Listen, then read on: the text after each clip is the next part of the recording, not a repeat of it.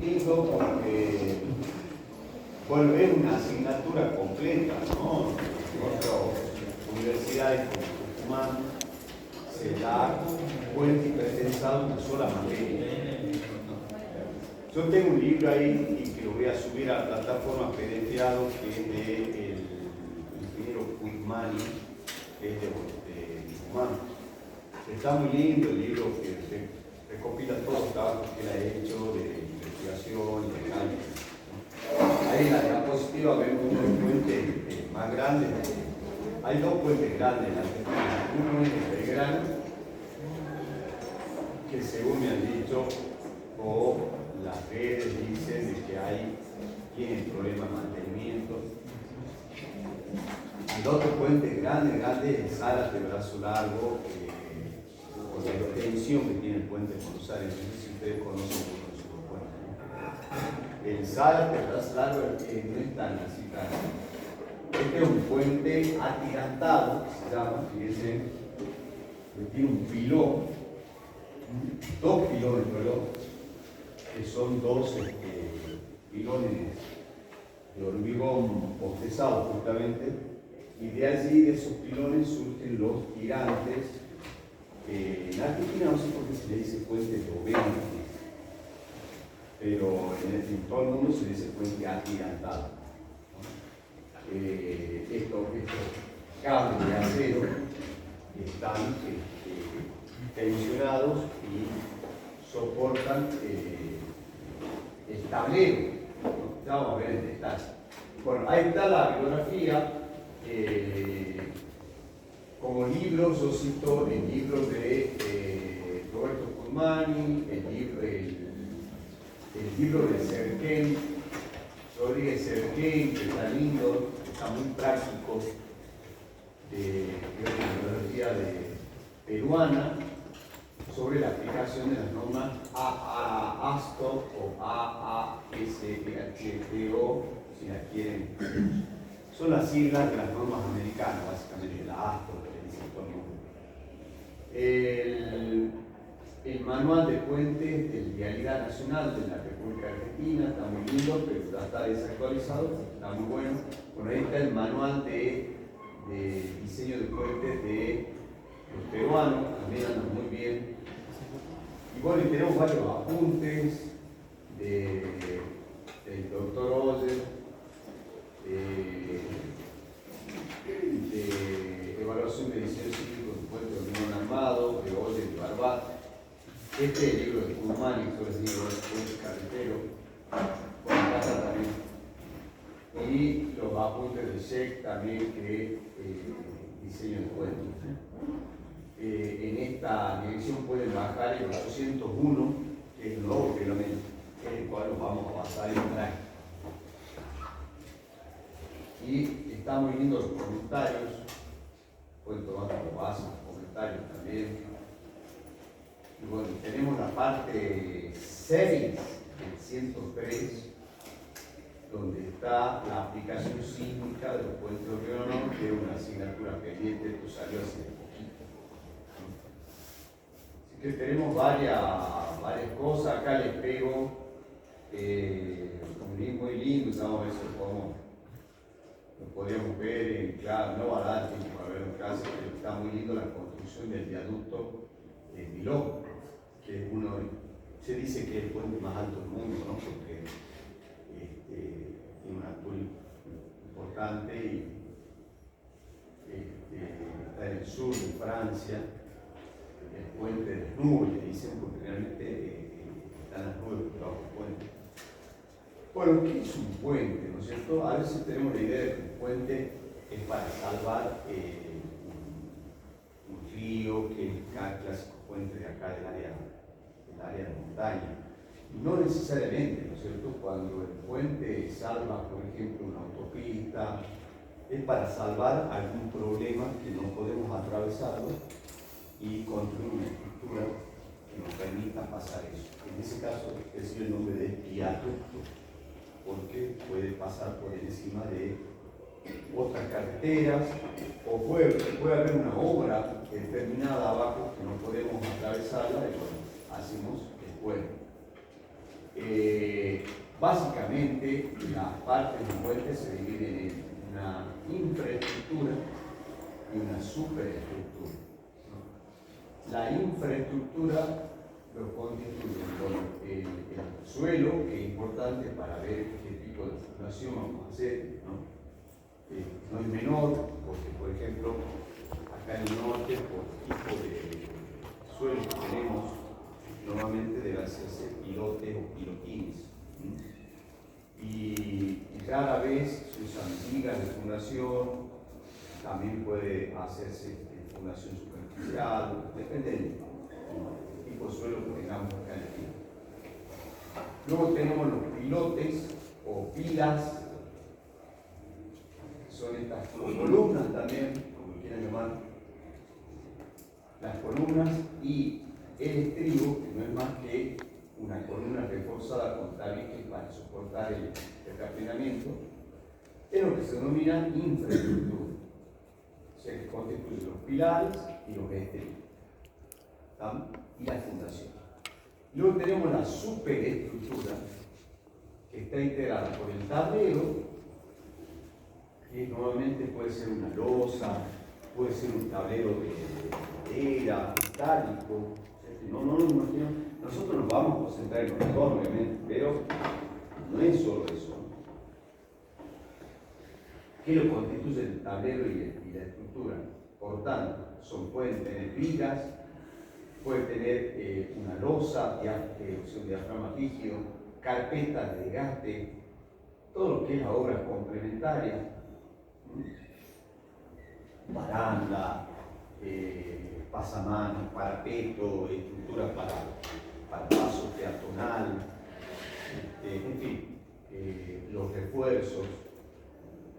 Acá vemos un corte que podemos ver bien la infraestructura que iría hasta acá, ahí se hace una separación de la superestructura de la superestructura o infraestructura. ¿Está bien? Se ve claramente ver la fundación. Generalmente la fundación lleva un cabezal importante, una viga. Sobre ese cabezal importante nace la pila o el pilar, quieren llamar. Y de ahí hay un sistema de apoyo, que normalmente son apoyos de neopreno, pueden verse acá. Y de ahí viene la superestructura, que puede ser, en este caso, una sola viga, puente viga que se llama, tipo cajón. ¿Está bien? Donde la propia viga está unida al tablero, como pueden ver, en una sola pieza prefabricada en taller. Obras adicionales, barreras, pendientes, estamos viviendo acá. Acá vemos un corte longitudinal, un corte transversal también, pero de otro tipo de puente, del puente viga que se llama. El puente viga es aquel que tiene vigas longitudinales, que son estas cuatro que están acá, que son las que definitivamente me soportan el puente. ¿Está? A través del tablero y de estas vigas transversales, ¿está bien? Yo constituyo lo que se llama un emparrillado de vigas. ¿Qué es un emparrillado de vigas? Es una estructura rígida que me permite a mí soportar mejor las acciones tanto sísmicas, de viento, pendulares, etc. Acá tienen las barreras de hormigón y los anchos. Los anchos normalmente se recibe el nombre de gálico. Por ahí hay que manejar por ahí no les exijo tanto, pero hay que saber los nombres. Uno conversa con los ingenieros y bueno, los primeros que te dan, a ver, dame el gálico horizontal y el gálico vertical. Eso es muy importante. El gálico horizontal lo que va a definir a vos la cantidad de trochas que vos tenés que tener, ¿cierto? Y el gálico vertical va a ser la altura del camión que puede pasar por ese puente. ¿Está bien? Puede que no tenga limitación vertical, pero sí horizontal, ¿cierto? Obras complementarias que no vamos a ver en este curso, pero que no dejan de ser importantes. Por ejemplo,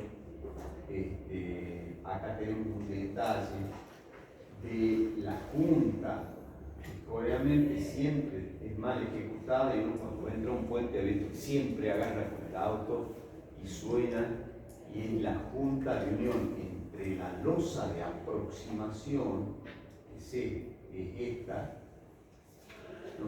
¿Qué es una losa de aproximación? Es una losa que se construye sobre el terreno, ¿sabes? Y que llega hasta el borde de la primera losa del puente. Es una losa especial esa porque tiene que tener en cuenta las dilataciones especiales, porque como bien ustedes saben, un puente es sobre todo de hormigón, tiene grandes problemas de dilatación térmica. Entonces, la dilatación térmica va a ser una acción muy importante para poder dimensionar el puente, ¿tá? Ustedes saben que el hormigón tiene un cociente alfa de dilatación, que si yo no hago la junta de dilatación adecuada, todo eso va a provocar que luego se levanta y pasa. Ustedes van por algunos puentes y ven levantado en algunos tramos, y es por culpa de no prever la junta de dilatación adecuada.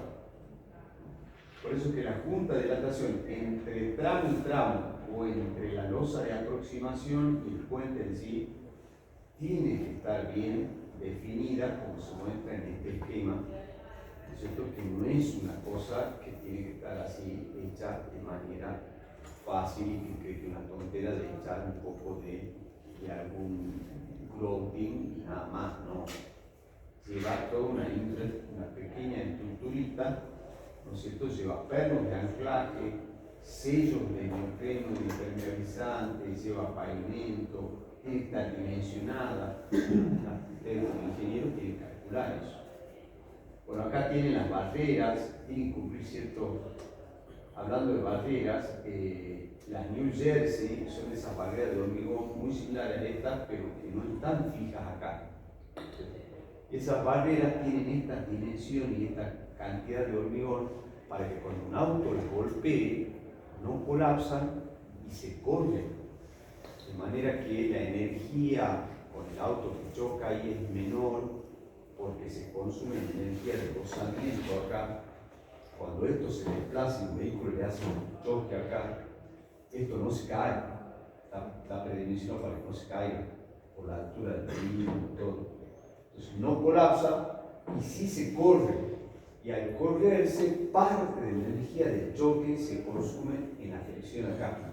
Entonces hay menos daño sobre el vehículo.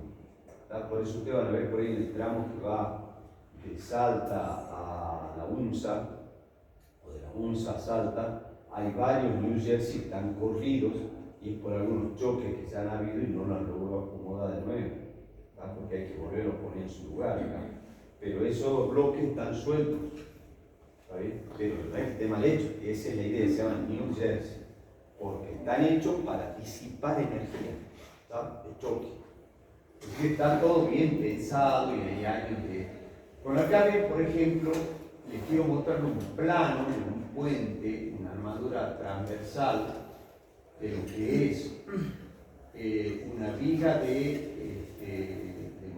montada sobre los pilotes, que son los pilotes, una viga de anclaje, una viga de fundación, es decir, diferentes nombres, digamos. Las columnas, fíjense, la densificación del trigo, ¿no es cierto? Y la viga cabezal es la viga donde ya va a apoyar el puente. Las secciones de columna son muy diferentes. Acá muestro algunas formas de secciones transversales de pilares. Dice que puede ser hueco inclusive. Después tenemos las secciones llenas. Bueno, hay algunos detalles ahí. La losa de aproximación, punta de dilatación, algunos detalles para que puedan ver ustedes. El estribo es un pilar, pero con un pilar reforzado. Está dimensionado para soportar el peso y el empuje de este terraplenamiento. Acá tienen otros cortes, este es el terraplenamiento, pilotes, este es el estribo siempre, y acá viene recién en la superestructura. Es muy importante definir obviamente todos los parámetros, por ejemplo, la profundidad de socavación, la profundidad de la corriente, la velocidad del agua, la cota de fundación. Todo esto me va a servir a mí para hacer un proyecto, ¿no es cierto? Un puente resume no solo, digamos, resume un estudio de un estructural, sino que tengo que juntar para hacer un puente a un topógrafo, a un geólogo o a un ingeniero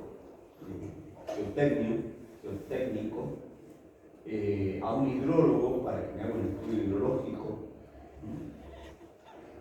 o sea que, y a un especialista en sismo, o sea que hay toda una serie de especialistas que deben trabajar juntos para hacer un proyecto, ¿no?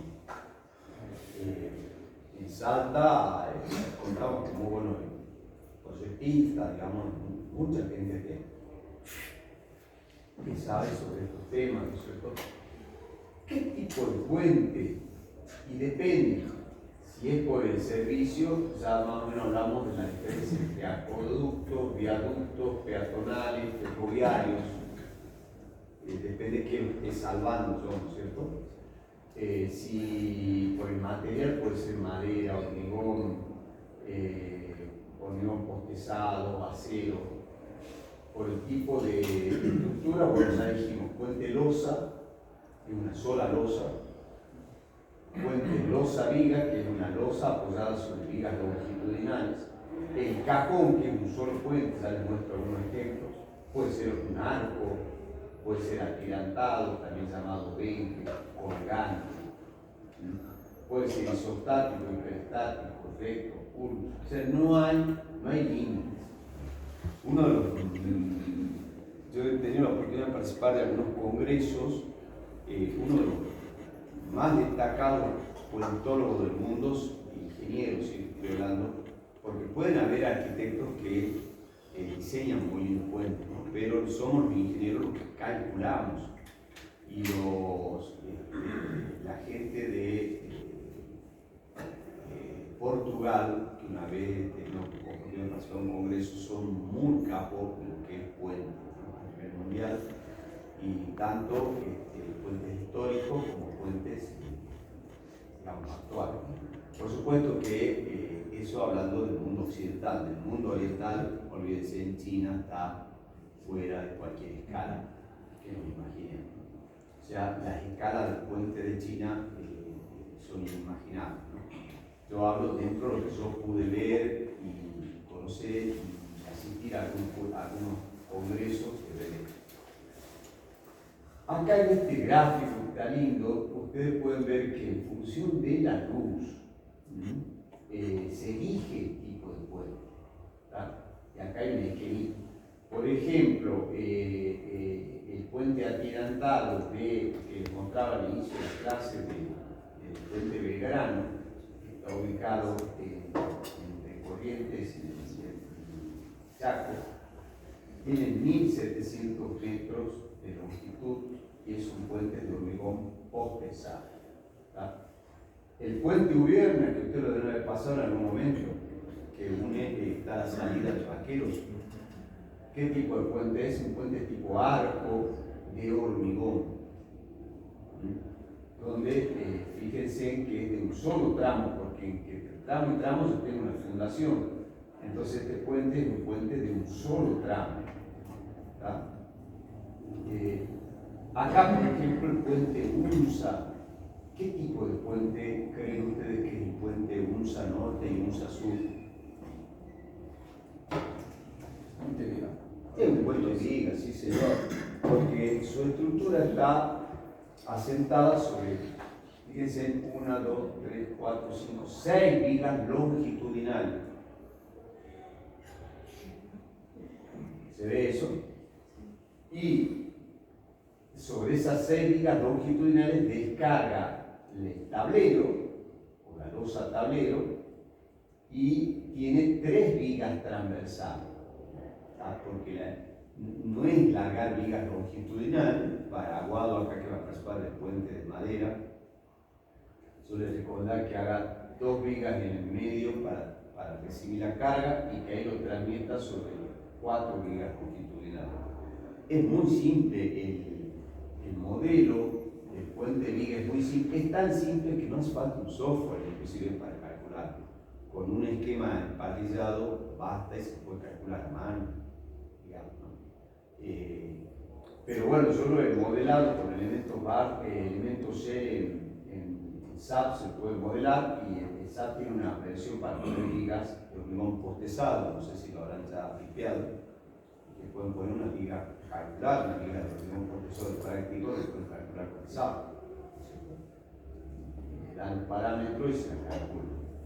Bueno, las vigas transversales estas son muy importantes porque me hacen que esto sea un diafragma rígido, es decir, que permite que cuando haya descenso o movimiento se mueva como un diafragma. Eso es muy importante para el puente. Por eso tiene que tener vigas transversales que se construyen simultáneamente, se hormigonan con la cabeza de estas vigas longitudinales, junto con el tablero. Ahí tienen, por ejemplo, los planos de las vigas de las losas, de las vigas transversales, las vigas longitudinales. Tengo todo ese material. Este puente me lo proporcionó un amigo que ha hecho una tesis de magíster de puentes, y él relevó los puentes del norte, y este es un puente, y este es uno de Mendoza que relevó también, que es sobre la ruta 40, que es un puente simplemente apoyado de tramos múltiples, porque fíjense que tiene 1, 2, 3 tramos, y está simplemente apoyado cada tramo. Tenemos acá las pilas, son 3 columnas que están acá. Esta es la viga cabezal, la viga de fundación y 3 pilotes. Ese es un puente simplemente apoyado de tramos múltiples de hormigón armado. Acá tienen un puente cajón, acá está la sección transversal cajón, en que es hueca y un solo bloque prefabricado en fábrica, como dice el nombre, de 2 tramos. Este tiene 2 tramos y es continuo. Directamente esto continúa un solo tramo, y acá tiene un apoyo, pero es un apoyo continuo. Este es un puente en Mendoza. Acá tenemos la diferencia entre el puente colgante y el puente atirantado de Bovenque. El puente colgante, que tiene una cuerda o un cable principal de mayor sección que los otros, de acero obviamente, que cuelga de los pilones, ¿tá? Y de ese arco, de ese cable principal, cuelgan cables secundarios que soportan el cable, ¿tá? Esos son los puentes colgantes. Y este es el puente atirantado del pilón, que como ven es un pilón del cual el único pilón sale de todos los tirantes, o sea, no está la cuerda esa colgante. Por eso es la diferencia entre el puente atirantado, los benques, el puente colgante. Bueno, lo primero que tienen que analizar, que ustedes lo van a consultar con la norma 801, es hacer el análisis de carga. El análisis de carga va a comprender las cargas permanentes, todas llevan el subíndice D, DA, diferenciando entre las componentes estructurales, incluidos los elementos no estructurales, de las cargas permanentes por la superficie de rodamiento de instalaciones para servicio. Esas son las cargas permanentes. Y la normativa les da todos los datos de cuánto pesan las cargas permanentes, y ya vamos a ver una tabla que resume todos los coeficientes que a tener en cuenta. Las cargas transitorias son las resultantes del tráfico vehicular, peatonal, puede ser el tráfico de fluidos, deformaciones, también fíjense, miren, es una carga transitoria, coaliciones, los choques de vehículos también es una carga. Dividimos entre carga vehicular con la subíndice, con las letras LL, no sé, L de sobrecarga y L de no sé qué, porque vienen todas las designaciones de los americanos, obviamente, no son designaciones en español. Y PL de peatonal y sobrecarga, la carga peatonal. Nuestra norma se apoya en las normas de la ASTO. Por eso es que en la primera bibliografía que yo les di, les mencioné la ASTO y el libro de Rodríguez Sergel, que está basado en esas normas, que tiene muchos ejemplos de sueldo. Bueno, a todas esas cargas, tanto permanentes como sobrecargas vivas, vamos a afectar, vamos a ver a cuáles, no a todas, un coeficiente de mayorización. Si yo hago un análisis dinámico del puente, que lo puedo hacer con algunos software, no hace falta mayorizar las cargas, ¿vale? Pero si voy a utilizar un software estático, van a tener que amplificar las cargas vehiculares, por ejemplo, con un coeficiente de hasta un 30% de amplificación. ¿Está? Acá está cuánto es el incremento. Fíjense que para los elementos en estado límite 33%, para el estado límite de fatiga y fractura 15%. Para las juntas del tablero hay que amplificar hasta un 75% de carga estática para diseñar las juntas. ¿Está? Por eso decía que las juntas, si bien no se dan, no alcanzan este práctico para dar la junta, una especialidad, pero por lo menos tengamos en cuenta eso. Con esto lo que se llama el camión de diseño, que puede tener de 3 a 5 ejes o descargas, ¿no es cierto?, que son estos trenes de eje. En general, el camión estándar se toma de 3 ejes, donde el primer eje descarga 56 kN, 5 toneladas, el segundo eje 23,2 toneladas y el tercer eje 23,2 toneladas. 430 y 430 es el camión estándar, pero esto, según sea un semi-equipo que dicen algunos, vieron eso, para transportar barras de acero, por ejemplo, de 10, 12 metros, esto puede crecer hasta 9 metros. ¿Está? Obviamente que cuando ponemos 9 metros se agrega otro tren o 2 trenes más para poder soportar, porque si no la viga del camión no va a soportar esa luz. ¿Está?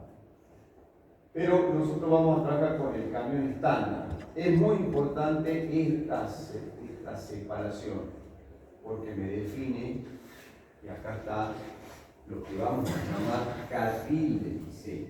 ¿Está? Hoy cualquier ruta que se construya tiene que tener por carril 360 de ancho. ¿Está?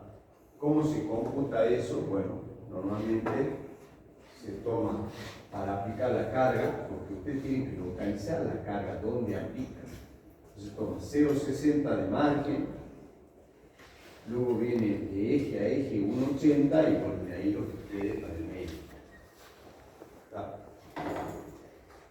Todos estos valores están dados en el norma. Ustedes lo van a poder sacar de la 801. Durante la etapa de construcción se utilizan maquinarias que sirven para ir haciendo las diferentes capas de rodamiento y ir ejecutándola. Uno de los equipos que más se usa es el tándem, que es un equipo que tiene dos rodillos separados 1,20 metros y que tiene un cierto peso que también son 76 kilómetros por eje. Y por último está la carga, el carril de diseño, que es una carga, cuchilla longitudinal de 15 kilómetros por metro aplicada en todo el puente, en todo el carril.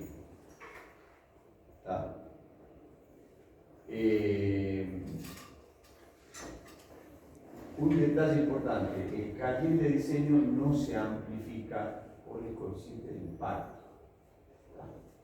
Si lo queremos modelar al carril de diseño como una carga superficial, tenemos que tener en cuenta que no tiene el ancho de los 360, sino que lo vamos a considerar 3 metros de ancho nada más, y obviamente que será una carga de 5 kilómetros por metro cuadrado. Bueno, ¿qué combinación de cargas propone el ascensor considerar para peso propio y sobrecarga? Para cargas móviles, ¿no? Bueno, ella propone, fíjense, que la carga del camión o las cargas del tándem, como estoy acá, se superpone con el carril de diseño. No es que el carril de diseño, los 15 kilómetros por metro cuadrado, viene de lo que era la construcción de los puentes de la época militar, donde se hacían puentes rápidos para poder cruzar un puente, todo el ejército, digamos, ¿no es cierto? De ahí viene el nombre de nuestra profesión, ¿saben por qué le llamamos ingenieros civiles, ¿no es cierto? Para diferenciar de los militares. Y realmente se usaba mucho que la carga de todos los militares cruzando el puente le decían multitud compacta. Multitud porque eran todos los soldados caminando, digamos, sobre el puente, compacta porque siempre cruzaban todos juntos el puente, ¿está bien? Y esa carga es la carga que ahora se llama carril de diseño. O sea que quedó eso como cargar el puente con el carril de diseño, y ese equivalente de 15 kilómetros por metro es el equivalente a ese ejército que pasaba por esa trocha. ¿Está? No es menor, no es mayor, es menor obviamente que el camión, pero quedó eso en la usanza de los ingenieros de calcular. Por ahí va a venir dentro de poco algún luminario y decir, ¿para qué carajo queremos si ningún ejército va a pasar por el puente? Y van a sacar diablo los carriles de diseño, que me parece una tontera. Pero bueno, yo no soy todavía quien para sacar esa carga, y aún se sigue usando esa carga que se llama carril de diseño. ¿Vamos? Dicho sea de paso, cuando un ejército pasa por un puente, que es lo que pasó en el puente del Milenio, produce que todos tienen el mismo paso y pueden provocar la falla del puente por amplificación dinámica, ¿no? Porque puede ser, si no está diseñado el puente adecuadamente, si un puente es liviano, si la frecuencia de vibración de ese puente coincide con la frecuencia de vibración de los pasos superpuestos, puede ocasionar, como pasó en el puente Milenio, una catástrofe, digamos, de que se amplifique eso, ¿no? Bueno, ¿qué pasa si el puente tiene más de un tramo? Se pueden considerar varios camiones, uno detrás de otro, ¿no es cierto?, pero separados 15 metros. Acá tienen el camión 2, el camión 1, y la separación entre el camión 1 y 2 de 15 metros. ¿Está? 15 metros viene por la cuestión de las normas viales, porque no se puede acercar un camión más de 15. Sin embargo, yo he visto camiones mucho más cerca de la ruta a otro camión, O sea que por ahí el teorema de Barré, que sabemos tomarlo en los finales, en los integradores, estaría bien como alumnos plantearlo. El camión 1, el camión 2, para una viga de 2 tramos, separados 15 metros. Eso es lo que dice la norma de realidad. Pero en las normas reales, este tramo puede ser 4 metros también. ¿Vieron cómo se acercan 2 camiones? Y habría que prever el proyecto del puente cuando se acerquen 2 camiones 4 metros, porque están concentrando fuerzas importantes, ¿no es cierto? Bueno, eso es para hacer las hipótesis de carga. Ya vamos a ver que el teorema de Barré, que es un método aproximado para estimar la carga máxima. Bueno, además de las cargas de las ruedas, ya la conocemos perfectamente, 56, 232 y 232. Acá me olvidé de mencionar algo, el factor de presencia múltiple. Cuando yo tengo un carril cargado, vamos a tener 2 carriles cargados, que es el estándar. Yo puedo hacer la simulación de que pasa un camión de ida y uno viene de vuelta, y no hay factor de presencia múltiple. Pero cuando los puentes tienen 3 carriles, ejemplo típico, circunvalación oeste, cuando estás yendo hacia el sur y hay una trocha, una tercera trocha para tomar la que va a San Lorenzo o la que va a Salta. Entonces ahí tienen 2 trochas de ida, al otro lado hay 2 trochas de vuelta, y a su vez hay una trocha más que es la que hace el rulo para salir de la autopista. ¿Cuántas trochas tenemos? 3 en total. Y que a su vez esa misma trocha auxiliar sirve para que suba un auto cuando va hacia San Lorenzo, pasa la autopista y ahí nomás dobla y se trepa a la circunvalación, ¿no es cierto? Bueno, esos casos de 3 trochas, la norma dice no es muy poco probable que justo vayan 2 camiones por la autopista, por la circunvalación hacia San Luis, y uno venga justo y trepe y suban los 3 camiones por las 3 trochas. Entonces, como eso ya han hecho un estudio estadístico, vamos a darle un 85% de posibilidad de sacar. O consideran los 3 camiones al 85%, o de alguna manera toman un factor en la carga, afectan a la carga en definitiva por un factor de 0,85. Si tienen 4 carriles o más, la norma les permite disminuir esas cargas en un 65% al considerarlas todas juntas. O si ustedes van a considerar un solo camión yendo, aunque tenga 2 trochas, que es un escenario posible que vaya un solo camión de ida, ahí lo tenemos que tomar a cuánto, a 1,20. Entonces ustedes tienen, por ejemplo, una autopista con 3 trochas, tendrán que considerar el escenario de un solo camión al 1,20%. 2 camiones con su carga, uno yendo y otro viniendo, o los 2 yendo, en el caso de Salta, que tenemos ese culo, los 2 yendo, y si van a considerar los 3 al 85%.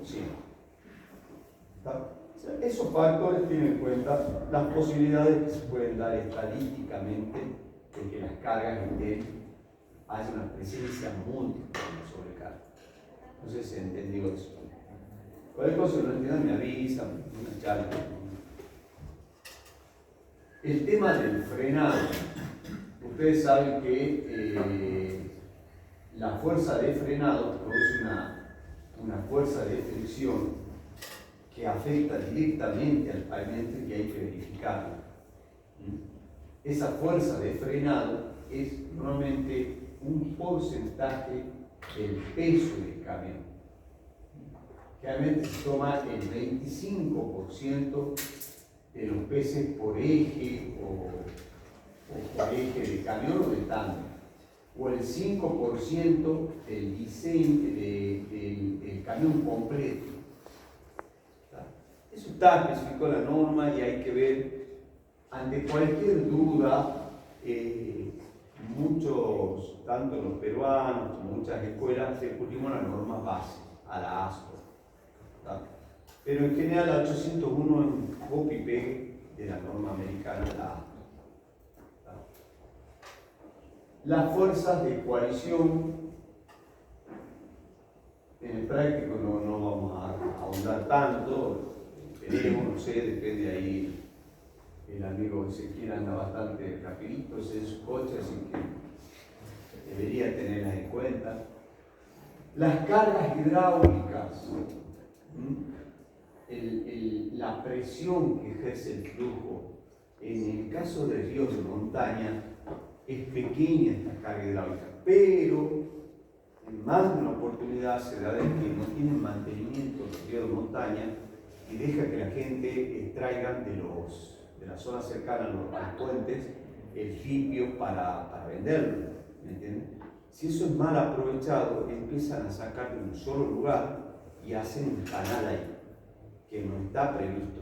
Entonces cuando viene la crecida, por uno veía aquel agua por el canal y van cerrando el conducto del puente. Entonces crece mucho el río y puede provocar el colapso del puente. Eso pasó en Tartagal hace muchos años, que pasó por todos los noticieros de Argentina y del mundo. El puente de Tartagal mal calculado, un desastre, claro, subía el agua barrosa y los pescados que saltaban y el puente hecho pelota, por supuesto. Y claro, todo lo que ha pasado es que nunca han controlado en Tartagal el tema de sacar los limpios y la gente va sacando de un lado lo que le conviene y lo que no conviene va depositando sobre el costado. Entonces me va haciendo como un subrío al lado del río grande. Porque si el cauce del río tiene esa longitud, y ustedes ven que el puente ha sido diseñado por eso, es porque cada determinada cantidad de años tiene una crecida importante. Y con todo el ancho del puente y del cauce, sabemos, del río, pero no necesariamente el puente puede ser del ancho del cauce, pero todo el ancho del cauce está previsto para que el río cuando crezca llegue a valores, digamos, manejables. Pero si vos le disminuís el cauce, cuando viene la crecida, está frito. Tenemos un río embaravecido que te lleva lo que sea. Por supuesto que el puente no está previsto para esa carga. Entonces, como profesionales, si les toca vivir en un pueblo de la provincia de Salta, donde tengan que sean ustedes los secretarios de obras públicas, supongo, como mínimo, supongo que harán los controles de mantenimiento de los puentes. Bueno, cargas peatonales de vereda, barandas, sardineles, está todo ya reglado. ¿Cómo la van a hacer a la baranda? Se va a hacer de hormigón, metálicas, la fuerza que tienen que soportar. En base a eso se diseñan los elementos estructurales, ¿cierto? Ya está todo, la altura, fíjense que no se puede hacer la baranda de otra altura que no sea de 1,05 m, porque ya está estipulado eso. Tiene que cumplir el proyecto con esa medida. Las cargas de viento. Los que se acuerden del viento o de estructuras metálicas, sobre todo se hace un análisis muy similar, donde está basado en una velocidad básica del diseño, que en base a valores ya predeterminados, de 10 y alturas básicas, porque el viento, ustedes saben, es directamente proporcional a la altura del puente. Nosotros estamos calculando un puente en Milón, imagínense las cargas de viento que tiene, comparado con un puente que está a 10 metros sobre el lecho del río, ¿cierto? Es mucho menor. Por eso que 10 metros, que es del B10 que está acá, es una altura de referencia, ¿no? Se hace un análisis muy parecido al que hacíamos en estructuras metálicas, pero siempre hay que respetar las cargas mínimas. Sobre cualquier elemento estructural, por ejemplo la viga, yo voy a tener una carga mínima a barlovento y una carga mínima a sotavento. A su vez, hay que diferenciar la carga de viento sobre los elementos estructurales y la carga de viento está la WS, por eso S de estructura, y la carga de viento sobre los vehículos, porque también la carga de viento sobre los vehículos es importante, produce momentos de volcadura que hay que transmitirlo al pavimento. Sobre todo esas cargas sirven para diseñar la losa estable, no tanto toda la estructura, digamos. La resultante ya prevista del camión ya está, pero sobre todo para diseñar pavimento estable. Bueno, acá tenemos un resumen de lo que puede estar, el orden de la carga sobre la superestructura y de la carga sobre el camión. Las cargas mínimas que deben tomarse en general, con estos valores que ustedes tienen acá, andan bien para diseñar las cargas de viento. Pero bueno, si uno ve que es una zona alta donde está emplazado el puente, una zona donde está, ¿no es cierto?, una zona donde hay fuertes vientos, ¿no es cierto?, como los puentes estos que están en el viaducto de la Polvorilla, por ejemplo. Ustedes saben que hay el cajón hay una fuerte cantidad de viento en la zona de San Antonio de los Cobres. Hay que hacer un análisis de viento detallado y ver cuánto nos da. Si no es así, para un puente estándar, con que tomemos las cargas mínimas, estamos bien. Entonces, esas son las referencias que sobre todo. ¿Qué pasa con el sismo? ¿Vamos a tomar sismo en puente o no? A partir de este año sí hay que tomar el sismo en puente. ¿Está bien? La IPCIRSO parte 6, recientemente, bueno, hace 6 años que ha salido, que nadie la está aplicando, ya ha sacado, ¿no es cierto?, un procedimiento para determinar la acción sísmica sobre un puente. Define, en base a un valor de aceleración máxima del terreno, define ciertos parámetros y fija una tabla para cada una de las zonas sísmicas, acá lo tienen ustedes, que van a tomar como base parámetros de diseño. El PGA es como la magnitud. Yo les decía que para catalogar un sismo hay 3 formas: la intensidad, la magnitud y el PGA. ¿Está bien? La intensidad es una magnitud muy vieja que lo hacían los curas, digamos, o la gente, nos inscribían en la iglesia. Ayer hubo un terremoto, ¿no es cierto?, de intensidad 6. ¿Por qué? Se cayeron los cuadros, la Virgen se tambaleó y el cura tiene un culepe que no le podemos sacar el miedo, digamos, etcétera, etcétera. Intensidad 6, ¿no es cierto? Intensidad 9 romanos, ¿no es cierto? Y ponían unos romanos, no sé por qué, será porque los romanos son más jodidos. Intensidad 9, miedo generalizado, se cayeron todos los libros de la biblioteca de la curia, se movía así la luz, ¿no es cierto? Bueno, y se cayeron 2 muros de la escalera. Ya es semidestructivo, ¿no es cierto? 10 y 11 destructivos. Se cayó toda la iglesia. No quedó nadie, intensidad 12. Claro, no sé quién lo escribió, no quedó nadie.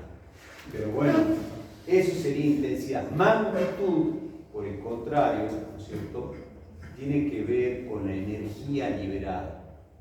Sismo de magnitud 6 en la escala de Mercalli modificada. Es un sismo que te da una idea de qué magnitud se liberó. Y por último, el PGA. Sismo de PGA 0,15G. Es decir, se alcanzó en pico de aceleración máxima del 15% de la gravedad. Todos conocemos la gravedad, ¿no es cierto?, porque la vivimos a diario, es una aceleración, ¿no es cierto?, de 9,8. Decir que un sismo tiene un 30 o un 20% de la gravedad es un sismo importante. Bueno, es una forma de medir el sismo también.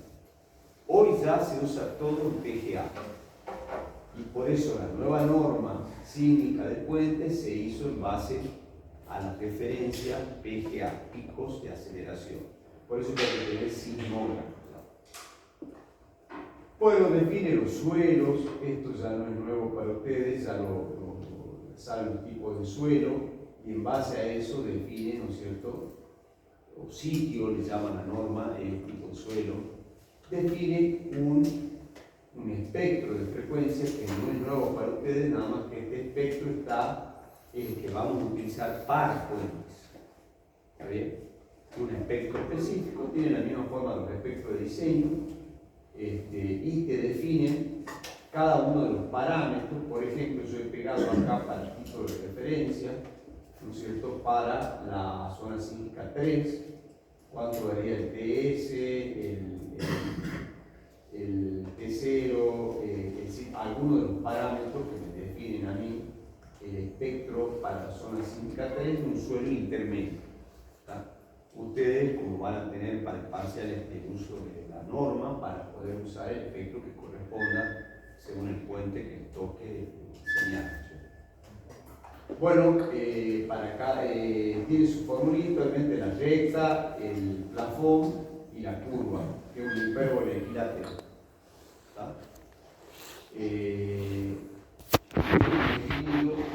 Lo interesante que clasifican según la operación del puente en puentes críticos, puentes esenciales y puentes comunes. Esto es una novedad, digamos, porque normalmente nosotros a las estructuras le aplicamos el mismo espectro, pero acá vamos a tener en cuenta el destino del puente. En realidad, si tenemos en cuenta nosotros con el coeficiente ese gamma D, también el destino de la estructura, o sea que, pero acá está interesante porque aplica un coeficiente según el tipo operacional que define.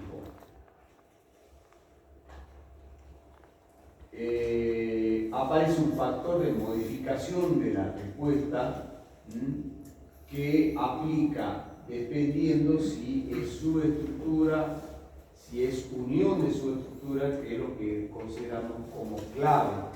Fíjense ustedes que si un puente no es lo mismo que colapso, tiene diferentes elementos el puente, ¿no es cierto? Ya lo vimos. No es lo mismo que colapso una punta, que colapso una unión entre una viga principal y una viga secundaria, que puede resultar después de un problema, a que colapse una pila, a que colapse, ¿no es cierto?, un apoyo de una pila. Es decir, hay elementos que no pueden colapsar, porque si colapsa todo el puente. Por ello es que la norma, ¿no es cierto?, trabaja con factores sobre esos elementos que son críticos dentro del puente, afecta los coeficientes de mayorización y de castigo para tener en cuenta esa peligrosidad. Es decir, que el criterio de la norma es el criterio de siempre en toda estructura, ¿no es cierto?, de no colapso. Está permitido que fallen algunos elementos, pero que no me falle todo el puente, porque si no, me corta la vía de unión entre dos elementos importantes. Bien, ¿qué más tenemos? Se debe hacer la combinación de esos efectos, ¿no es cierto? La norma prevé que hay que considerar una superposición, hacer un análisis en dos direcciones perpendiculares del puente, pero se debe tener en cuenta la superposición de un 30% de los efectos analizados en la dirección perpendicular. ¿Está?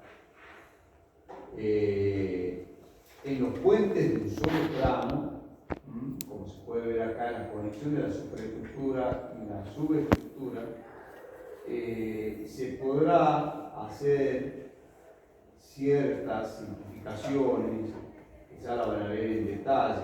No quiero llenarlo de, digamos, acá están las recetas, pero cuando lo vayan viendo en base a los objetivos que planteen en el práctico, vamos a ir viendo para no caer hoy en tantos detalles, ¿no?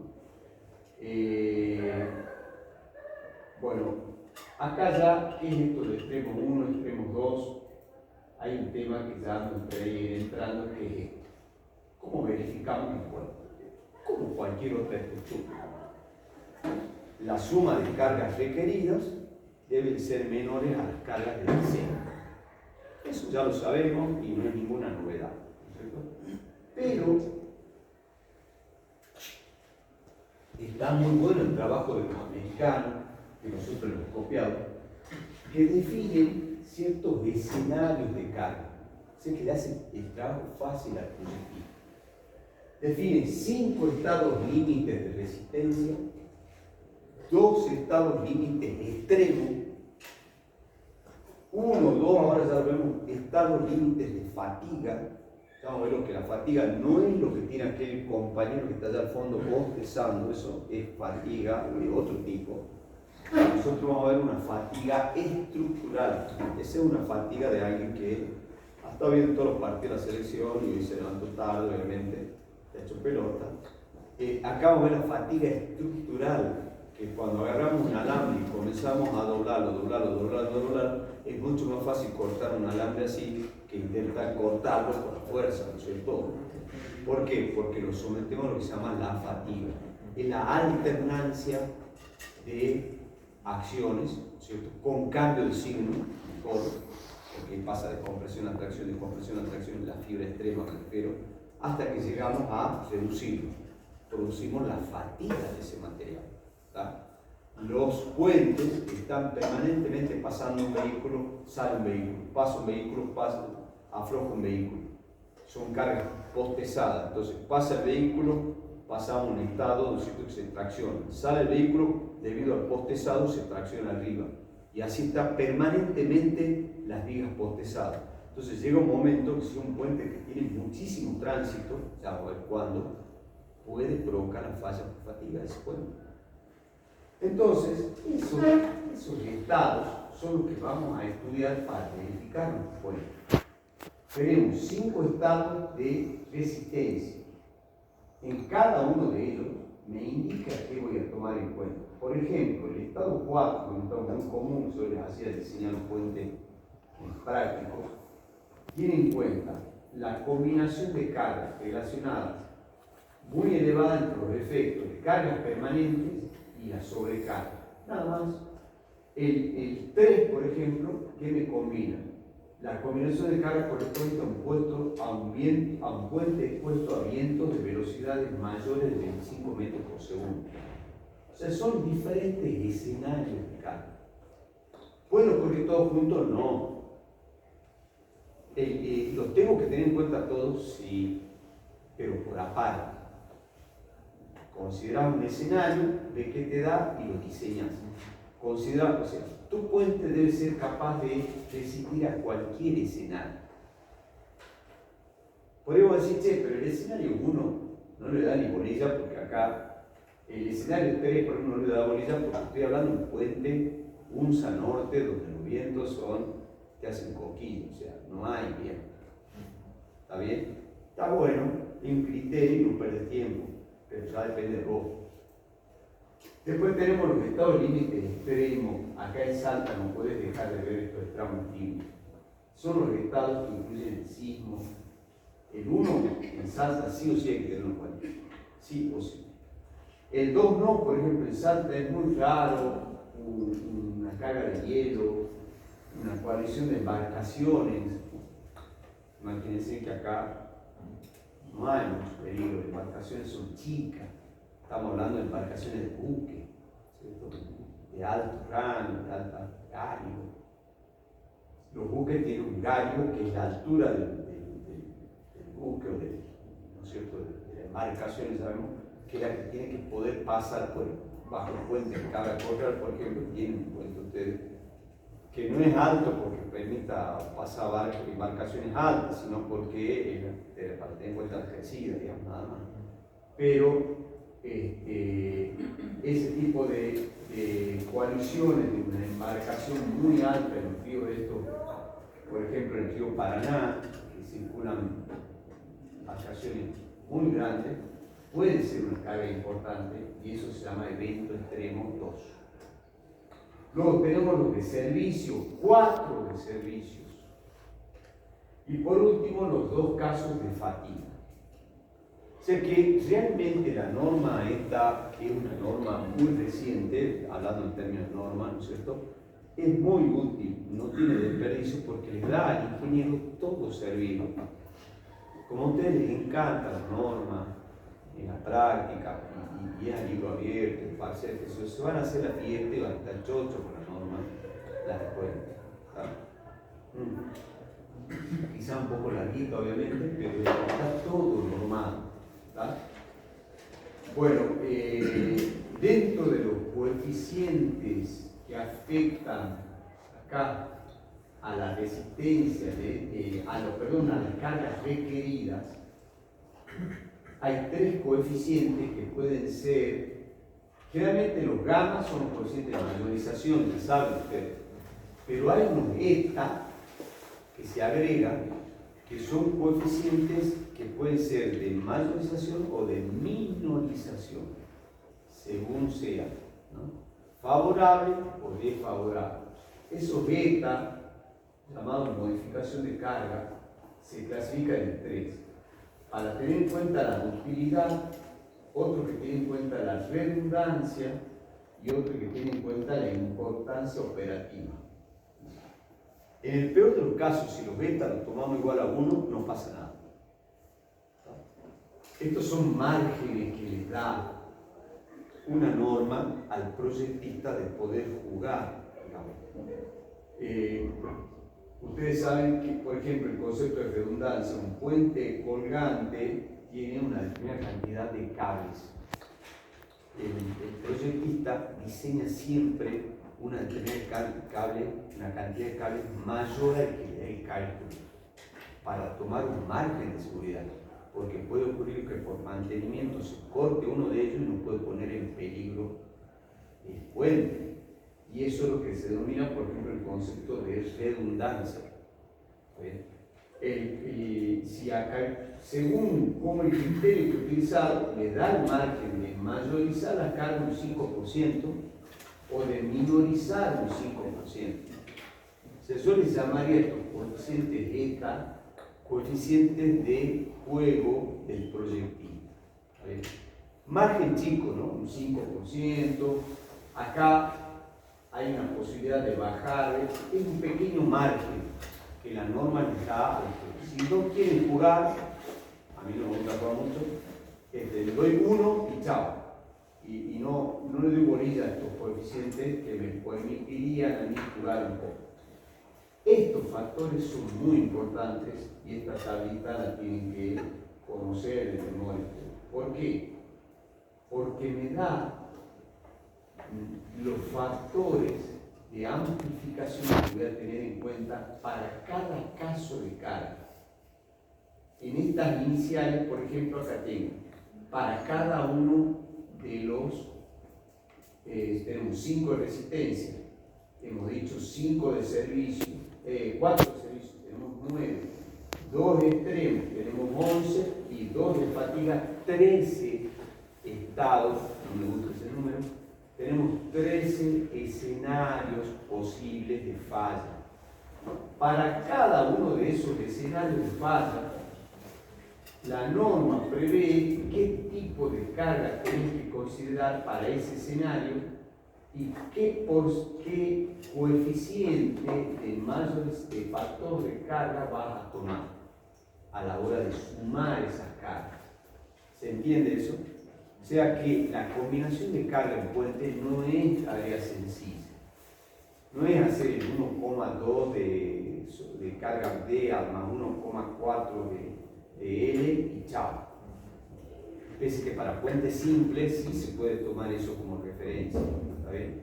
Ya van a ver en el ejemplo del Sergen o del Sergen, ese libro que yo les he puesto de cabecera. Hay ejemplos resueltos, muy lindos de cálculo de puentes.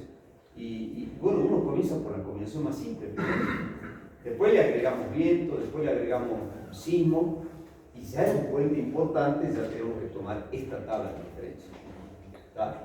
No es que también todos los puentes se construyen con estas tablas, son muy exigentes. Bueno, ya van a ver en la práctica esta tabla, ¿cómo andamos el tiempo? viejos, lo veo nervioso, algunos ya están ahí, a ver la previa, sacando el celular. Bueno, escúcheme, ¿hasta qué hora tenemos margen para escapar? 7 horas. Decía a las 10 de la noche el encuentro, ¿qué pasa? Hagamos por lo menos hasta las 8, no sé, 8:15. Bueno, vamos a darle el derecho, no me hablen de parar entonces. Aparte son cosas que van a poder ver ustedes, vamos un poquito más rápido, ¿no? Acá comenzamos con lo que se llama ya diseño de puentes. Hasta acá vimos lo que se llaman cargas, análisis, ¿está bien? Ya más adelante voy a hablar del modelado, pero antes de pasar al modelado vimos algunos números que va a servir mucho para el práctico. ¿Qué es un puente losa? Es simplemente un puente diseñado con una losa, ¿no es cierto?, apoyado en las dos vigas extremas. El primer ejemplo que da el Rodríguez Sergen, que yo lo di como práctico el año pasado. ¿Qué es lo que tengo que hacer? Lo primero que tengo que hacer es predimensionarlo. Y la norma te da el espesor mínimo de la losa. El Eurocódigo te da eso de 30 para losas macizas. Si el tramo continuo te da un cierto espesor de 12 a 18. O sea, te dan algunos valores de referencia. Hay que seguirlos, bueno, son consejos, no es que sean obligatorios. Yo los doy como tablas de referencia, porque uno a la hora de diseñar es, bueno, no sé cómo diseñar, bueno, acá tenés tablas de referencia, ¿verdad? Si el puente es viga losa, ya hemos dicho que consiste, ¿en qué consiste el puente viga losa? Está integrado por un tablero y tiene determinada cantidad de, por ejemplo, 4 vigas longitudinales. Siempre pongan cuando dibujen de qué estamos hablando, ¿no es cierto? Este es un corte transversal de un puente y estas 4 vigas que dibujé acá se denominan vigas longitudinales.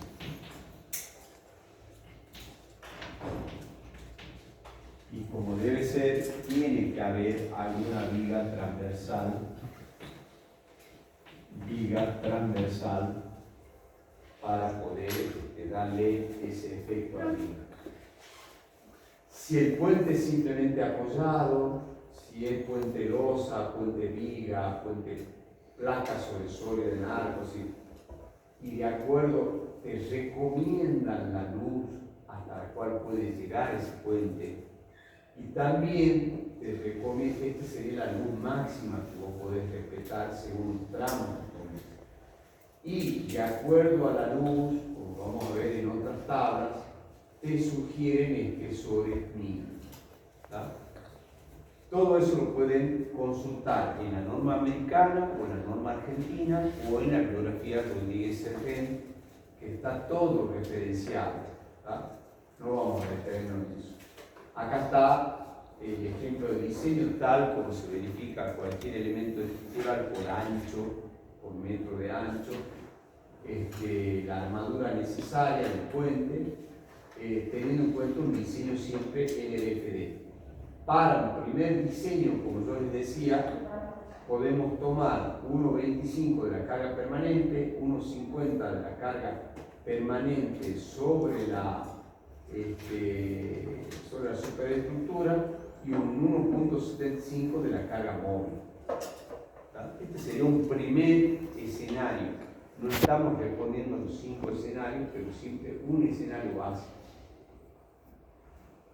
Un diseño a flexión de las vigas, todo esto ya lo va a dar en detalle Ezequiel, así que no me voy a detener. Es hormigón armado 1, obviamente, ya lo vieron ustedes, solo que aplicado a las cargas que están actuando.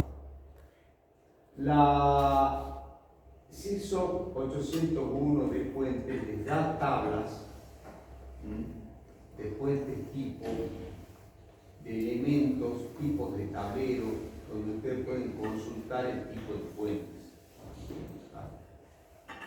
Bien, la primero que se hace, se calcula la armadura principal, ya sea del puente viga o del puente losa, para las cargas principales. Pero también tengo que tener en cuenta la armadura de distribución, dependiendo cómo he diseñado yo la armadura principal. En una losa generalmente uno busca la armadura principal según la luz, pero en un puente no necesariamente. Yo puedo diseñar la armadura principal en la dirección paralela al tránsito o la armadura principal en la dirección perpendicular al tránsito. ¿Cómo es eso? Bueno, depende del diseño que vos me hagas. Si vas a diseñar un puente viga con dos vigas principales a los costados, bueno, capaz que te conviene poner la armadura principal perpendicular al tránsito y las dos vigas longitudinales paralelas al tránsito. ¿Está bien? Depende del proyecto que vos hagas. Muy importante, eso decía, el tema de la contracción y la temperatura. Estamos hablando de puentes de hormigón, donde tienen una gran, hay que diseñar adecuadamente por verificar si la armadura cumple los efectos de contracción por temperatura. Anclajes mínimos, limitaciones de fisuración, son elementos que ustedes van a tener que tener en cuenta a la hora de diseñar, de verificar ese puente. Corte, armadura transversal mínima, tensión de corte a considerar, resistencia de corte de diseño.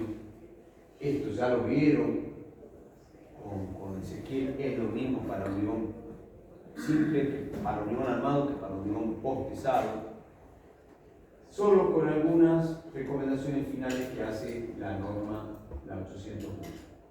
Este sí es un tema que no lo vimos, el tema de fatiga, y nos vamos a detener unos minutos, pese a que el norte, ¿cómo sabemos si tenemos fatiga? Nosotros tenemos que estimar la cantidad de autos que pasan en la unidad de trabajo de ese puente. Generalmente, la unidad de trabajo se la define, ¿no? Puede ser diaria o puede ser anual. O sea, ¿cuántos vehículos pasan por el puente, por ejemplo, Unza Norte, y cuántos vehículos pasan, por ejemplo, por el puente que está sobre el río Arenales?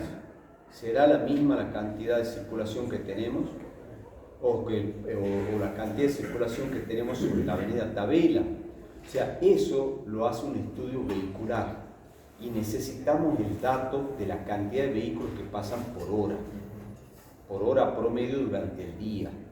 ¿Está bien? Con ese dato, ¿no es cierto?, es que yo voy a diseñar, voy a ver si puede haber un escenario de fatiga realmente importante. Entonces, lo primero que tengo que tener en cuenta es calcular en función del tipo de puentes, ¿cierto? Porque lo primero que defino es el elemento estructural que quiero verificar, la categoría del puente, y necesito dos datos: la cantidad de vehículos que pasan, que me dan un factor A, y el umbral de fatiga, que quiere decir la carga que supera el paso ese y la cantidad de veces que pasa. En general, en un puente estándar, ¿no es cierto?, estos rangos de tensión admisible no son superados, ¿cierto? Es decir, por ejemplo, acá yo le doy un ejemplo, la cantidad de ciclos que puede pasar en un año en un determinado puente puede ser 41.062.500 ciclos de carga. Con esa cantidad con ese número de ciclos de carga, se calcula un parámetro que hay que verificar si supera un cierto rango límite de fatiga. En general, no se supera en puentes de ciudades chicas ese tipo de rango. ¿Está bien? Y por eso que en puentes del norte casi nunca he visto que se debería verificar la fatiga se debería verificar no la fatiga. Esto hay que verificar, que no se supere el rango límite. En puentes del norte casi nunca se supera ese rango límite. ¿Dónde puede haber un peligro el rango límite? En el puente Belgrano, en el puente Zárate Brazo Largo, en el puente donde hay un intenso tráfico, donde nunca cesa ninguna hora el paso de camiones, sobre todo de camiones. Entonces, allí es probable que no se cumpla, que no se verifique y se supere el rango admisible de fatiga. Si se supera ese rango, hay que hacer un análisis de fatiga sobre ese puente que es bastante delicado. Entonces, lo único que yo les doy como referencia para que ustedes hagan el práctico es verificar si superamos o no el rango de fatiga, los umbrales de fatiga. En general no se supera, pero hay que hacerlo. Bueno, esa es la primera parte, ¿no es cierto? El tema de las cargas. Ahora vamos, método de análisis. ¿Qué es análisis? Ya lo discutí un montón de veces, ¿no es cierto? Los métodos de análisis son a los fines de determinar las solicitaciones requeridas, para lo cual es necesario hacer un modelo. ¿Qué tipo de modelo vamos a hacer para un puente? Muchos años hemos trabajado con modelos sencillos que se llaman emparrillados de vigas y se utilizan a mano. Esos modelos reciben el nombre de modelos simples, modelos elásticos, ¿no es cierto?, muy simples, que se lo puede hacer con analogías, ¿no? Por ejemplo, acá está, que lo hacíamos en el práctico, analogía del emparrillado, ¿vale? O ya se usa casi siempre el método de los elementos finitos, a través del programa SAP, por ejemplo.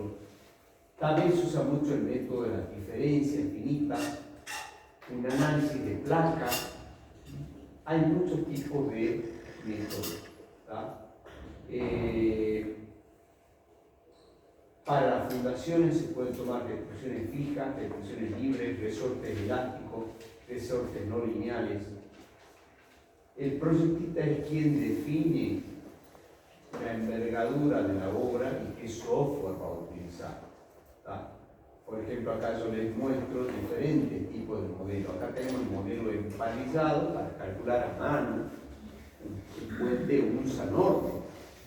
Pero también ese mismo puente que lo puedo calcular a mano en dos patadas, lo puedo modelar en SAP con elementos cel y elementos barras y con pesadas que ya están en la biblioteca de SAP.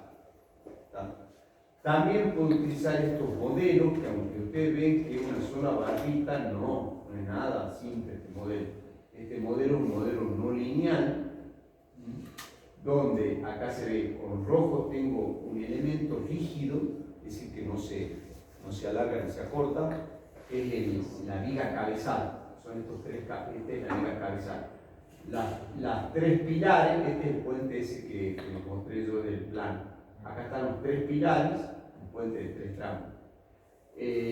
Acá están, las fundaciones están modeladas con tres resortes no lineales, ¿tá? Y acá ven otro cabezal que es el estribo, modelado con una barra rígida, y con los apoyos están modelados con elementos no lineales, que acá está todo el detalle del resorte considerado. O sea, parece un modelo sencillo, pero es un modelito interesante, ¿tá? Entonces, uno puede darle la complejidad que uno quiera. Algo muy simple, algo medianamente simple, algo más complejo, dependiendo del software que ustedes utilicen y la herramienta que tengan a mano. Cuando uno va a diseñar un puente, uno dice, bueno, a ver qué comportamiento le da ese puente. ¿Cierto? Bueno, ¿con qué comienza uno? Mi puente tiene que ser elástico. ¿Qué quiere decir eso? Tiene que ser un puente de medidas generosas, ¿sí? Un puente que cuando venga el sismo no va a pasar el régimen elástico, y lo voy a diseñar sin un factor de reducción. Pero no solo el puente, sino todos los elementos estructurales, la superestructura, la infraestructura, todo. Voy a diseñar, me dan una viga de 2 metros de alto para soportar ese sismo en la zona 4, porque en Mendoza el puente, y imposible. No hay viga postesada que pueda hacer de esa medida. Entonces digo, bueno, y bueno, hay que diseñarlo ese puente que entre en el rango dúctil y vamos a disminuir ese espectro de diseño elástico por un factor de reducción R, como hacemos con los edificios, ¿no es cierto? Porque no hay otra. Cuando yo empiezo en la alternativa B, voy a suponer que el puente entra en régimen dúctil. De allí se hace necesario definir dónde quiero que se formen las rótulas plásticas. Yo las tengo que definir y qué tipo de mecanismo de colapso voy a elegir. Ya el diseño no es tan simple. Y la tercera alternativa, dentro de la alternativa 1, es considerar una cierta ductilidad limitada, es decir, un rango R más limitado, donde yo defino el valor de R y defino. Está relacionado con la alternativa B, digamos. Ese es un tipo de puentes. La otra alternativa 2 es ponerles aisladores sísmicos al puente y dejar de macanear. O sea, al puente diseñarlo en régimen elástico, que es un cálculo muy fácil en cualquier software, con un espectro elástico y diseñar sin sismo, obviamente, perdón, me parece mal, sin sismo. Y quien va a absorber el sismo van a ser los aisladores. ¿Está bien? Si quiero diseñar todos juntos, los aisladores con el puente y el sismo, se puede hacer sin ningún problema. Pero todo el sismo va a ir con los aisladores. ¿Qué son los aisladores? Bueno, son elementos, por ejemplo, amortiguadores, apoyos pendulares, apoyos especiales, que absorben la energía sísmica. Acá pueden ver lo que se llama, por ejemplo, un dispositivo aislador que tiene este tamaño, un metro por un metro, depende del tipo de puente, ¿verdad? Pueden ver ustedes que tiene una base, acá son 2 placas de acero muy generosas, y en el medio tiene un núcleo de plomo y neopreno. Entonces, cuando viene el sismo, esto va a las pilas, al elemento que va a soportar el sismo. Y la superestructura se separa de la infraestructura a través de este apoyo. Estos apoyos, a su vez, son inteligentes porque pueden ser que sean rígidos en una dirección, si se muevan juntos por todo el puente, y en la otra dirección sean móviles, o que se los ajusta, digamos, que para una dirección longitudinal tenga una determinada aislación y que para la dirección transversal tenga otra aislación. Estos son diseñados en Estados Unidos y ahí, yo lo entré a la página ahí y tienen, se llaman POT, ¿no? Y ustedes pongan POT en internet, POT más puentes, y ahí les va a dar la fábrica que hay en Estados Unidos, impresionante, de estos aisladores, digamos, que yo creo que hay que empezar a usar acá en Argentina. O sea, tiene un bajo mantenimiento y yo creo que el costo es el único problema que tiene. Pero habría que irse incorporando en el diseño de puentes en Salta, tenemos en la zona cívica 3, estos aisladores o POT, ya sea fijos o móviles, porque como les digo, se puede ajustar el comportamiento, ¿no es cierto? Y según el comportamiento que usted ajuste, es el diseño que tiene acá dentro de esto. Son núcleos elastoméricos con pistón metálico. ¿Tá? Tanto absorben la carga vertical del sismo como la carga horizontal. ¿Tá? El deslizamiento puede estar restringido o no, horizontal. Acá tienen otro tipo de aisladores, que son longitudinales, que están en los extremos, que obviamente que son amortiguadores, como se puede ver, muy parecido a los vehículos, muy parecido, que cuando esto se mueve horizontalmente, ¿qué hace? Tiene un fluido adentro que hace que eso rápidamente lo frena el movimiento. Entonces se mueve un poco el puente cuando viene el sacudido del sismo, pero el amortiguador lo amortigua inmediatamente. Y entra todo lo que vimos, ¿se acuerdan cuando vimos en dinámica el concepto de transmisibilidad? Bueno, ahí entra, estos aisladores tienen un determinado coeficiente de transmisibilidad. ¿Está bien? Entonces, el puente no siente el sismo, todo se amortigua acá adentro. Son 4 amortiguadores, 5 amortiguadores tremendos que ponen. Esto ya se hace en Estados Unidos, en China, en todos lados, y ya no queda el puente calculado al sismo, sino que son estos elementos los que calcula el ingeniero para absorber el sismo.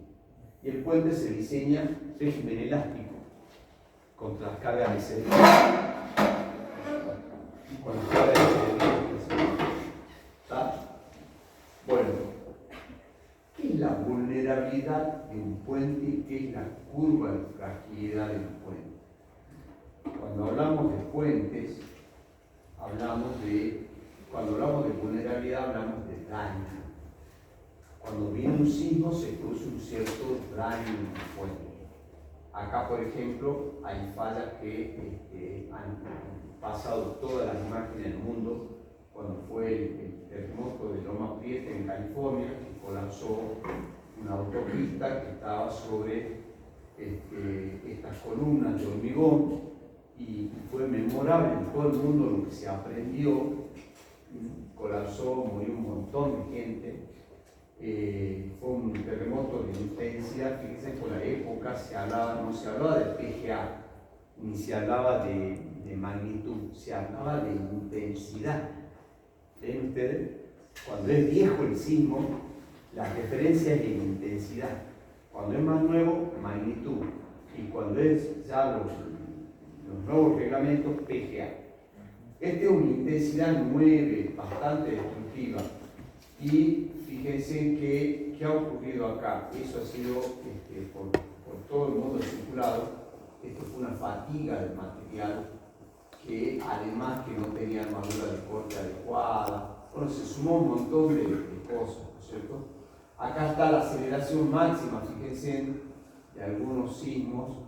Un PGA de 0,26 ya puede provocar daños enormes sobre el puente. Esos números ustedes tienen que irlos ya manejando. Un sismo de cara al Mercalli de 8 ya es el sismo que pasó en el año 2010 en Chile, en Concepción, que fue un sismo terrible, de magnitud 8,8. Esto es bastante destructivo. Son números que ustedes tienen que tener ya metidos en la cabeza, porque cuando venga acá en Salta, créanme que no se nos olvida más cuál es el sismo que va a destruir muchos edificios en Salta, porque va a quedar grabado a todos los ingenieros de Salta. ¿Qué es la vulnerabilidad entonces? Es el grado de daño que puede sufrir una estructura frente a un determinado sismo. Se ha hecho ya muchos estudios de daños de puentes, de diferentes terremotos que han ocurrido en todo el mundo, y cada vez que ocurre un puente, un daño de este tipo, un colapso, se reúnen un montón de ingenieros estructuralistas para estudiar los daños, porque documentan eso y se incorporan los conocimientos de estructura, para que ustedes tengan manuales más adecuados. Una herramienta, ¿no es cierto?, que es muy útil para diseñar un puente son las famosas curvas de fragilidad. ¿Está bien? ¿Qué son las curvas de fragilidad? Es una curva que me relaciona para una dada medida de intensidad sísmica en la abscisa, sea en PGA, en intensidad, en lo que fuera, ¿qué nivel de porcentaje, qué probabilidad tengo yo de que esa estructura falle, ¿está bien?, o colapse? ¿Está? con esta curva de fragilidad yo puedo, ¿no es cierto?, diseñar un puente para que tenga una determinada capacidad, digamos, de fase. ¿Tá? Generalmente la curva de fragilidad o la curva de capacidad, también conocida como curva de capacidad, se hace el punto entre el cociente entre la resistencia real que tiene la estructura y la demanda. Cuando la demanda supera a la capacidad de esa estructura, ¿qué se produce? El colapso de esa estructura. Cada punto de esta curva de fragilidad es un punto de colapso de una estructura para una determinada intensidad simple. Bueno, no voy a ahondar mucho en estos conceptos, no vale la pena métodos analíticos para hacer estos modelos, en lugar de usar un modelo matemático, un modelo complejo en computadora, puedo usar modelos analíticos más simples que Oyer y Barbat, por ejemplo, han planteado para puentes tipos de España. En el caso de los prácticos que damos nosotros, eran puentes tipo viga longitudinales, donde se puede hacer un análisis de parrillado. Había métodos para poder resolver, decíamos que el análisis significa determinar la solicitación. Para un puente de un solo tramo, yo necesito determinar qué momento máximo va a provocar el paso de un camión y qué corte máximo va a provocar para diseñar a corte esa viga postezada.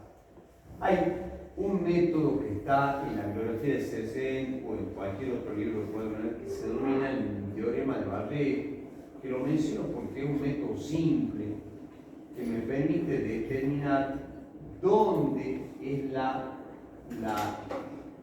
coordenada X en la cual se produce el máximo momento. Uno normalmente diría que cuando pasa un camión, el máximo momento siempre va a ser en el centro de la luz. Y no es así. El máximo momento, cuando transcurre un camión, está dado de ubicar el camión de manera que el centro de la luz se encuentre en la equidistante entre la resultante y el tren de carga del medio. ¿Está bien? Ahí ubicamos el camión. Y en esa ubicación, el momento máximo se va a producir acá, debajo del tren de carga más próximo a la resultante. Pero siempre y cuando yo ubique el eje del puente, o sea, el L sobre 2, entre estas dos fuerzas. ¿Está bien? Eso es todo lo que dice el teorema de Barré, y también es válido si yo tengo un puente de 2 tramos con 2 camiones. ¿Está bien? Es decir, si yo equidito, digamos, las cargas entre 2 camiones y en el centro, en un determinado punto, el momento máximo en un puente de 2 tramos va a pasar debajo de la carga más cercana a la resultante. O sea, sigue siendo válido para dos cargas. El método de los factores de distribución de carga es un método que me permite a mí distribuir esa carga que está actuando en una sección transversal. Por ejemplo, acá hay una sección transversal. Si acá pasa un camión, las vigas longitudinales toman un determinado porcentaje de esa carga. ¿Está bien? Obviamente que se produce, ya vamos a ver un teorema de Corbón, se produce un efecto volcador, ¿verdad? Entonces, hay 2 métodos para ver cuánto toma cada viga longitudinal. Un método aproximado que se llama el método de distribución de factores de distribución, que lo trae la norma Silsor, la 801. Y otro método, también, yo se los doy, es el método de Turbón, que simplemente te dice, bueno, si yo tengo una carga aplicada en determinado punto del centro del giro, y lo divido a esa carga en dos, en un momento y en una resultante que pasa por el centro de giro, puedo obtener la reacción del puente como una superposición del momento más la carga de traslación, es decir, B más C. ¿Cómo se hace eso? Bueno, hay un pequeño desarrollo matemático muy simple. La carga que pasa por el centro de giro produce solo traslación, o sea que cada viga va a tomar proporcional a su rigidez. Y más o menos esto a lo que vimos en el análisis de torsión, ¿se acuerdan de la torsión cómo se incluye en un pórtico? Un esfuerzo traslacional proporciona la rigidez de cada pórtico. Bueno, acá el puente va a tomar cada viga longitudinal proporcional a la rigidez de cada viga, la traslación. Y la rotación, suponemos que es un diafragma rígido, tiene que haber una viga de intrusión, y suponemos que hay una compatibilidad de deformación, es decir, esto se levanta tanto como sea su distancia al centro de giro. Planteando esa compatibilidad de deformaciones, podemos deducir un factor R, que acá lo tiene, o K en este caso, que me da, por ejemplo, cuando yo pongo una carga a 1,80 del eje de la viga del centro de giro de este puente, la viga 1, que sería esta, me va a tomar un 60% de esa carga. La viga 2 me va a tomar un 40%, la viga 3 un 20%, la viga 4, que sería esta, 0, no va a estar solicitada. Y la viga 5 va a estar solicitada, pero con una carga negativa, o sea, en sentido contrario, de 0,20. Todo esto en porcentaje de esta carga que estoy aplicando acá. Ese es el sencillo teorema de Eco. También lo puedo calcular con un software, con el SAP, fácil. Pongo el camión y veo cuáles son las reacciones que me da y las deformaciones, calculo esta acción. Como lo hacíamos a mano, cálculo el puente, en los parciales, siempre era útil a mano tener este tipo de tablitas y ya sabíamos cuál era la viga más solicitada y esa era la viga que hay que verificar. ¿Está? Simplemente por eso se daban estos métodos. Pero si uno usa un software, ya está, no hace falta andar jugando con furgón, con barreño, nada. ¿Está? Pero estaba lindo para echar chicos, le pedíamos teorema de furgón, teorema de barré, para que lo deduzca y todo, claro. Pero no es lo más importante eso. Bueno, acá hay algunos ejemplos, esto ya lo pueden ver en la práctica, ¿no es cierto?, de casos de carga, cómo se calculan los factores que se tienen en cuenta y cómo se va calculando las acciones móviles combinadas. Por ejemplo, acá un caso clásico de cálculo, 1,25 menos peso propio, 1,50 más el peso de la parte móvil de todo lo que es carpeta, 1,75 de las cargas vehiculares, más el factor de impacto, más el freno. No es que esto es tener un más literal, ¿no? Es más tenerlo en cuenta, digamos. Quiere decir que toda esta carga va a multiplicar por 1,75, no es que se sumen, ¿no? Y eventualmente las cargas de viento sobre la estructura o sobre el camión. Ahí está, por ejemplo, diferentes escenarios. Son ejemplos resueltos que van a ver en el libro ese que ya se lo subimos, el de Rodríguez Sergente. Tiene muchos ejemplos, está el teorema de Barré, está el teorema de Corbón. Hay varias cosas ahí. Y acá hay un ejemplito completo que justamente sacado de ese libro. Y bueno, ya está. Vamos ya, por supuesto. Vamos a terminar. Hay varias cosas más por ver, pero es práctica. Así que yo creo que se puede dar perfectamente en práctica todos esos temas a los que es la